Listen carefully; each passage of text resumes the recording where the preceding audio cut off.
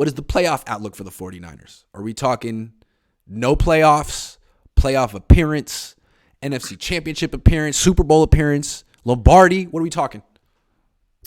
This is a tough question because I had to look. I like to look at the schedule when I was looking at it days ago, and the Niners have only 3 road games the rest of the way, and 2 of them aren't even true road games. One of them is Mexico City, right? It's probably going to be a home game, to be honest.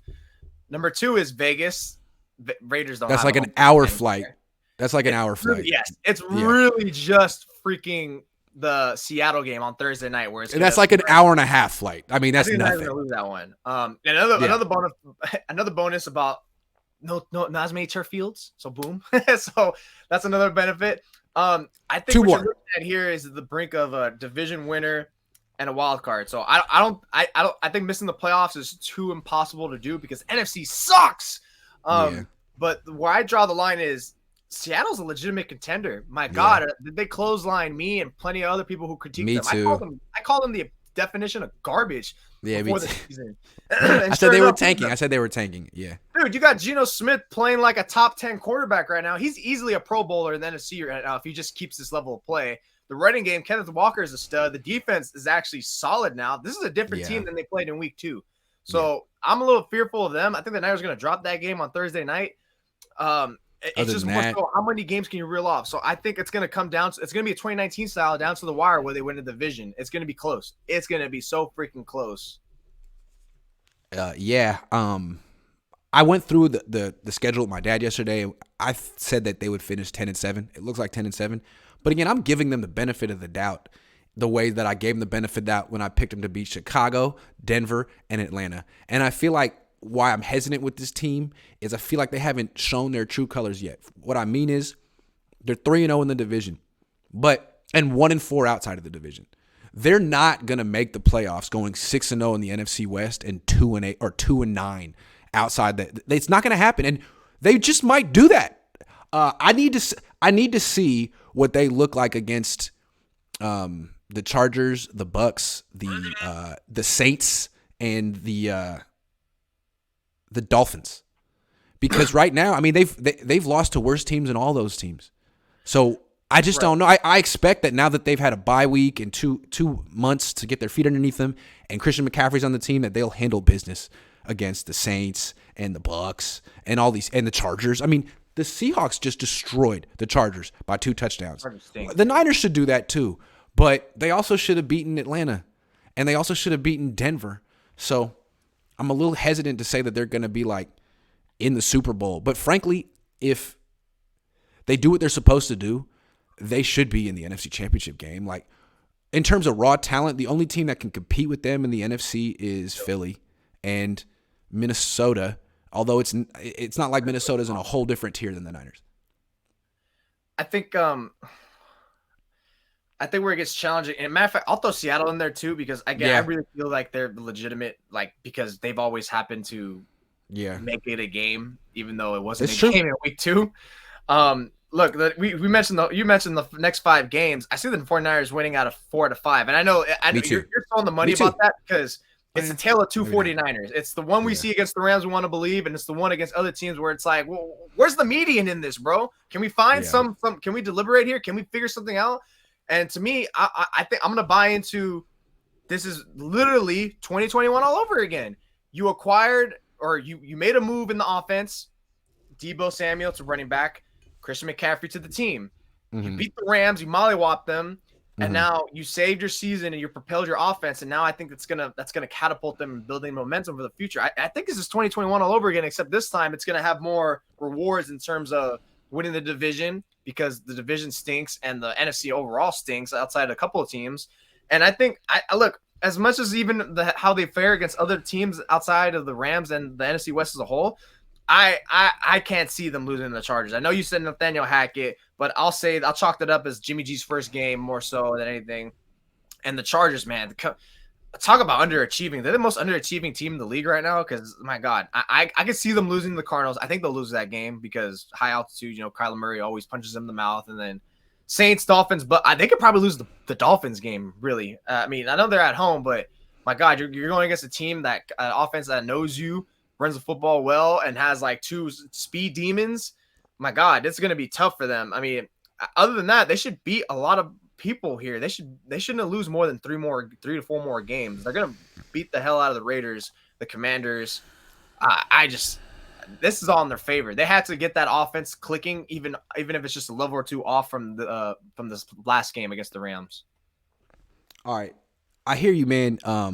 But I just not as confident as you. I mean, I'm looking at what the Niners have done outside the division, and they're 1-3, and so they've beaten the only team outside the division they've beaten is the Panthers with Matt Rule, who frankly they're way better now without Matt. If they had gotten rid of Matt Rule and Baker Mayfield before, that might have actually been a game. So the Niners have proven nothing outside their division, and they had some excuses, but like.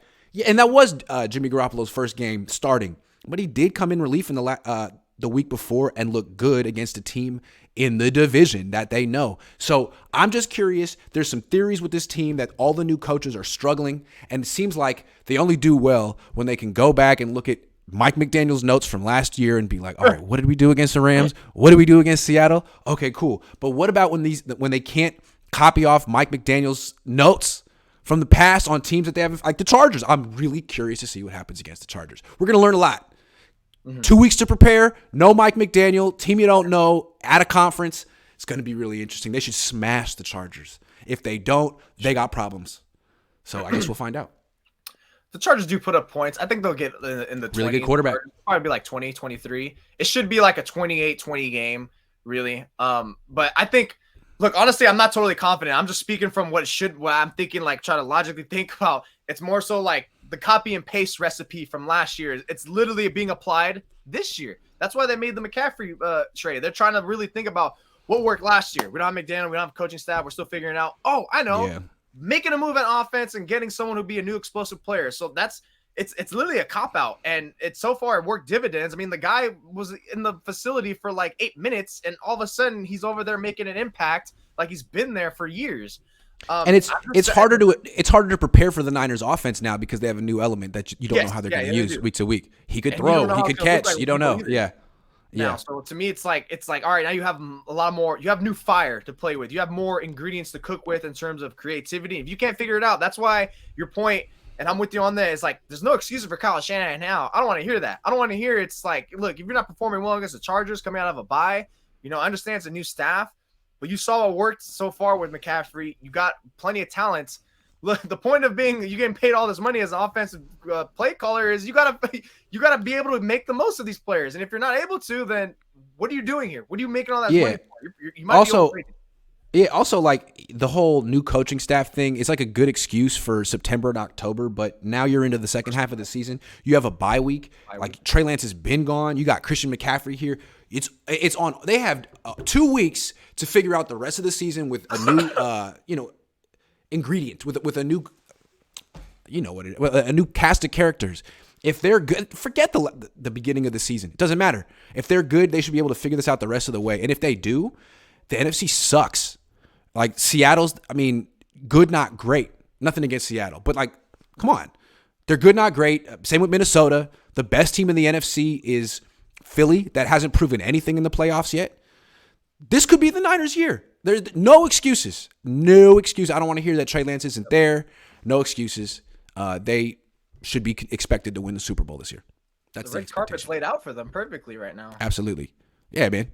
The Rams are a joke. There is no team. How many teams are actually good, are really good in the league right now? Philly. There's 3. There's been 3 all year. There's been 3. And the Niners got blown out by 1. But they have time to prove that they could be number 4. They're not there yet, though. They're not there yet. No, they just got. They could get. Chris says CMC was jank. Oh, the other CMC. Chewy was the VJ when I was a kid. He was on Channel 20 in the South Bay. Kyle had to use 23 the way he did to justify the trade. Agree. Offensive player of the week. Do you think he'll take 22 now that Jeff Wilson's gone? No. Who cares? Swaggy. Yeah. Mike Baker says, thanks for all the great coverage and keeping Jed, staff, and coaches all honest. I did as much as I could last week. I had a feeling the Niners might beat the Rams and I have to shut up, so I just really went hard all week. But now I can't anymore. Next time they lose, I got you. David the Prankster says, Chargers game, do you think Nick will sack Jimmy for Joey's sake with him injured? Nick will sack Jimmy. Oh, yeah. He'll just run on the field and sack Jimmy. Sorry. That's funny. Sorry, Jim. Anyway. Sorry, Jim. I hate to be a downer, but I still feel like after 8 games, we know very little about this team.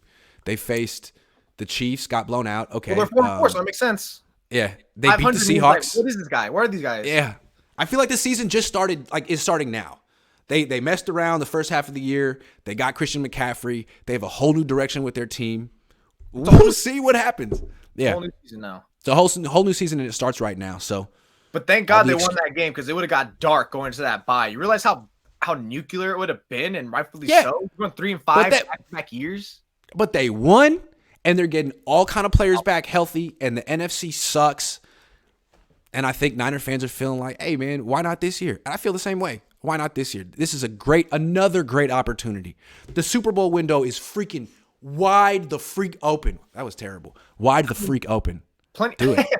I mean, plenty of playoff teams this year and in the past have been able to operate with just 2 elite offensive players. I mean, the Chiefs for years. I know they're more established. It's passing game and Dolphins, but still, the fact that these guys can all operate with such versatility kind of like has like a same replication in terms of impact. I think they should be fine. They should be fine. Just figure it out. Just make sure you're consistent. Don't have too many stalled out drives.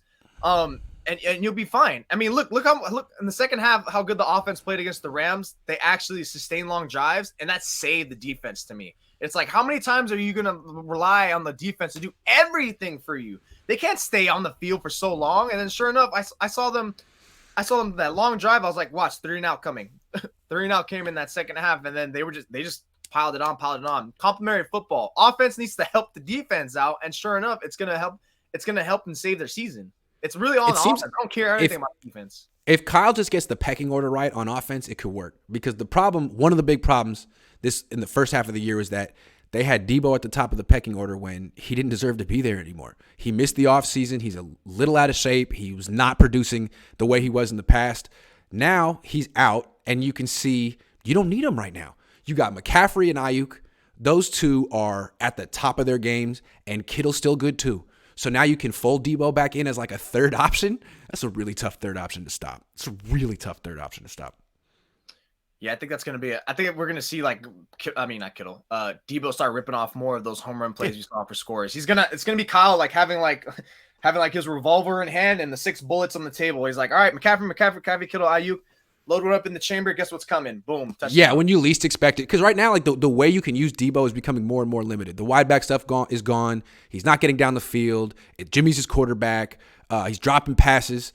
All right, well, the screen game is still deadly with him. You still need to throw him like 3-4 screens a game, and one of them could be a 50-yard gain. So, yeah, he's still important to this team. It's just he doesn't have to be Jerry Rice anymore. He can just be regular old Debo, which is a problem for other teams if used correctly.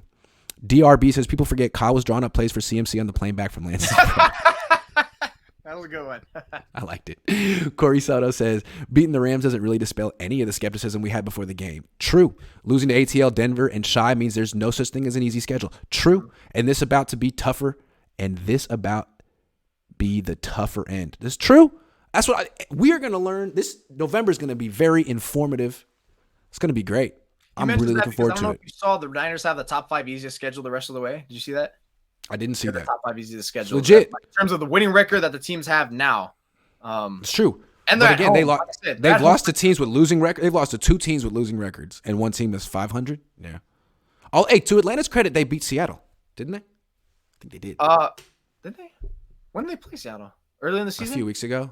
I'm just going to say that on my channel without looking it up. I'm sorry. With my Colin Cowherd. Do you see Colin Cowherd talking about that running back named Armstrong who doesn't exist? That was great. Thank you, Colin. Appreciate you. Keep being you. Never change. Do you see that? It was so good. Colin, off national media, people are morons. I still remember when Stephen A. said Hunter Henry about the Chargers or some team, and it's like, Hunter Henry's been on the Chargers for years, bro, or something like that. People ask me hey, man, do you want to be a national talking head on Around the Horn or like Colin Cowherd? And I was like, yeah, I'm sure it's fun and you get paid a lot, but I'm supposed to suddenly pretend like I'm an expert of every team in every sport. I can't do that. Man. That's hard. Teams we are do now. Because you're not an expert of every team in every sport. You're pretending. And you might pretend really well 364 days of the year, but that one day where you're not on it, you just might say Armstrong over and over and over again, and that's the thing that people remember. So I'm having a great life just talking about the one team that I know a little bit about. I'm cool. I don't know.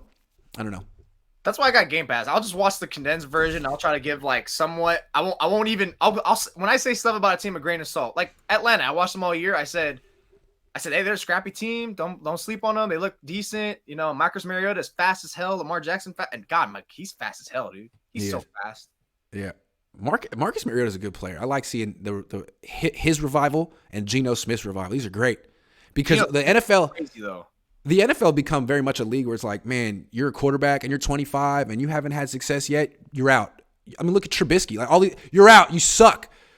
Darnold, Baker Mayfield. And it's like, actually, it's a really hard position, and maybe like teams should do a better job of developing these players.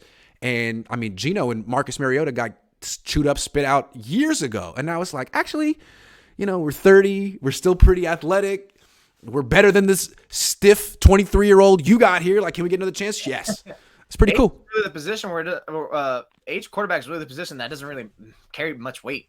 Nah. No, and if you can survive on a team and like keep learning, you might just work out, unless your name is Blaine Gabbert. Not sure why he's not still in the league. Adam Paul says, what would be the most fun home game to go to now? What do you mean? I mean, I'm excited to go to the Vegas one. I like going to Vegas. I would say probably be Tampa Bay or Arizona. Oh, home game. I see what you mean. Yeah, home game. Yeah, I didn't understand what you were talking about. Maybe even the next game. I mean, I'm always like a proponent, like, hey, going Miami. to nighttime games are always the funnest ones to go to. Miami be a sick one. I mean, Jeff Wilson Jr., Raheem Mostert come back to the Bay. Hey, the Niners have already been burned this year. The Niners have been burned this year by Jerick McKinnon, Dante Pettis. It is preordained that one of Raheem Mostert or Jeff Wilson Jr. is getting some revenge. Trifecta's coming. And I tweeted that yesterday. I was like, are we going to see the trifecta of Jeff Wilson?